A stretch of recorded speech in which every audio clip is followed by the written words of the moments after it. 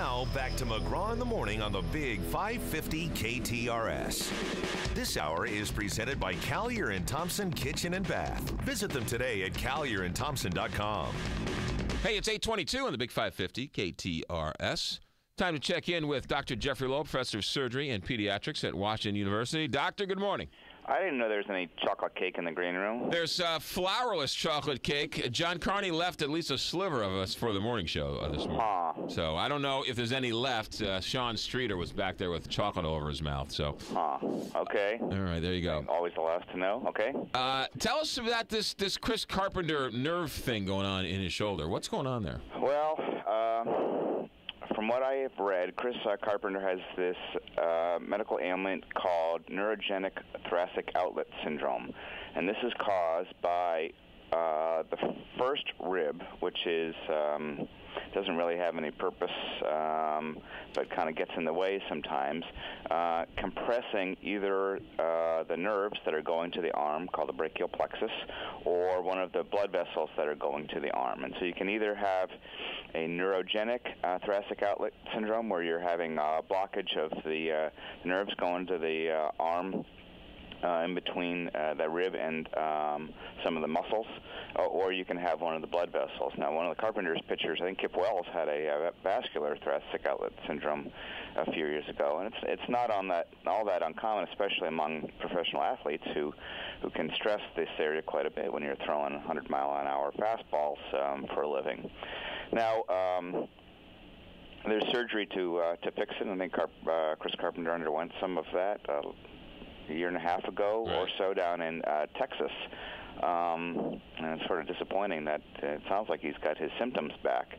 I mean, there's one of the world's experts that we have here at Washington University at Barnes Hospital, Dr. Rob Thompson, who spends his working days fixing this from this problem, both vascular and neurogenic, from athletes who have both all kinds of athletes, from baseball pitchers to ballerinas. Now, it doesn't necessarily show up in sort of regular people who are walking on the treadmill for 30 minutes. No, it can. It can. It's less likely because you're putting less stress on it, unless you're walking on the treadmill on your hands. But it's definitely something that is more common amongst athletes, especially professional athletes, but it can happen to anyone. Right, interesting. All right, so, all right, there you go. Doctor, I know you're a veteran. You have, you were over there for a number of years. This story you forwarded to me about veterans committing suicide is a pretty sad commentary on what's going on. It's very sad. Well, I wasn't deployed for years, but... Well, you were over there for a good 6 months, weren't you? 8 months? Yeah. Well, the statistics, as have been reported by the Department of Veterans Affairs, show that about 22 veterans per day in 2010 committed suicide, which is, tragic. I mean, there's always been... an incidence of suicide amongst veterans, unfortunately, but that number has gone up, and proportionally it has gone up as well. That's 8,000 veterans a day, or a year. 8,000 veterans a year are committing suicide. Yeah. That's yeah. It's pretty sad. It's very sad. The Army has, I think the number was about 325 suicides amongst active and reserve troops. So this isn't, veterans. This is active duty and reserves. So this is, a very sad and very important problem. There's lots of attention being focused on it by both the Department of Veterans Affairs as well as the Department of Defense, and I think they're doing lots of creative thinking, I hope, about how to prevent it, because, there may be issues around suicide amongst active duty and reserves and veterans that may be different than the general population. People, this is something that is very wrong, and, we as a society and community need to figure out, what's causing it and how do we fix it. No question. We all claim to support the veterans, but when it comes to finding them jobs when they come back or dealing with some of the problems that they have coming back, we don't really want to support them. We just say we support them. Yeah, well, I'm sure this is a very difficult problem. It's got a lot of at least attention right now. I think it's going to be hard to fix, but we have to fix it, and this is this is a must. Another story you forwarded me, the baby boomers, new story out that the baby boomers are aging worse than past generations. How is that possible? Yeah, so if you are one of the 78 million Americans that were born between 1946 and 1964, you might be getting a little stiffer and creakier in the morning than you remember. Everybody kind of thinks everybody else is getting older, but I'm not getting older.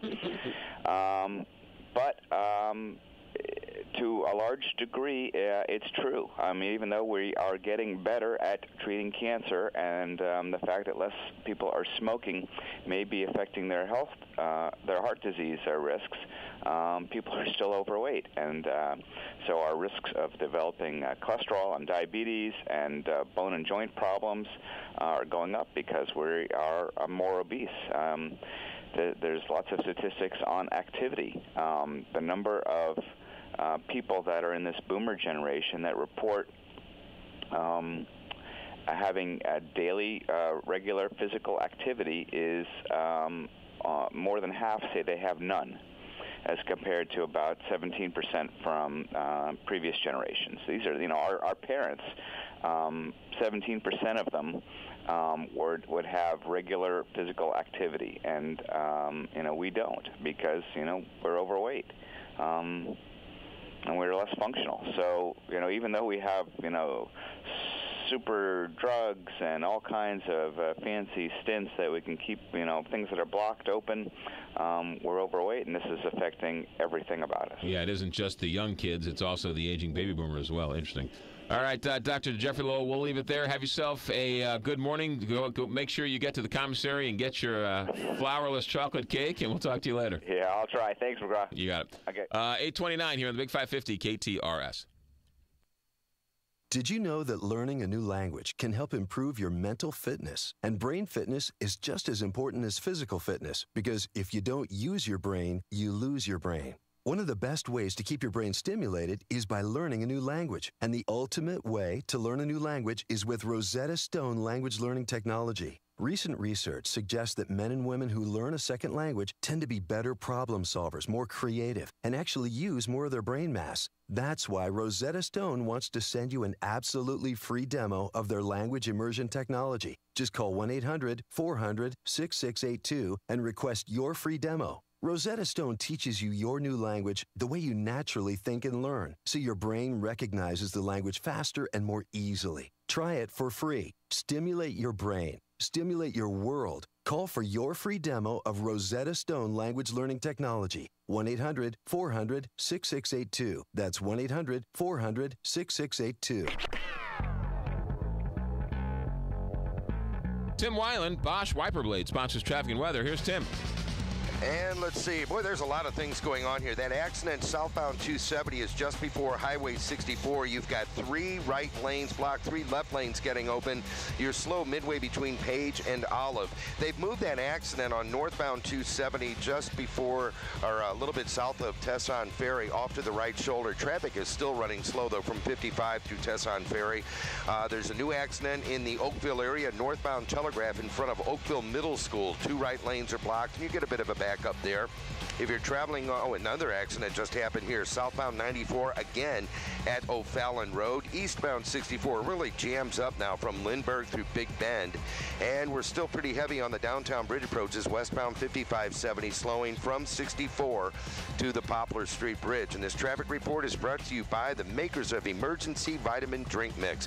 With 1,000 milligrams of vitamin C and other antioxidants for an avalanche of immune support, plus energizing B vitamins, Emergency is the tasty way to be ready for whatever winter brings. Stay healthy and feel the good. That is a look at your airborne traffic. I'm Tim Wilund on the Big 550 KTRS. It is 30 degrees right now. Clear skies, Big 550 KTRS. High today of 47. We'll take it. And sunny skies.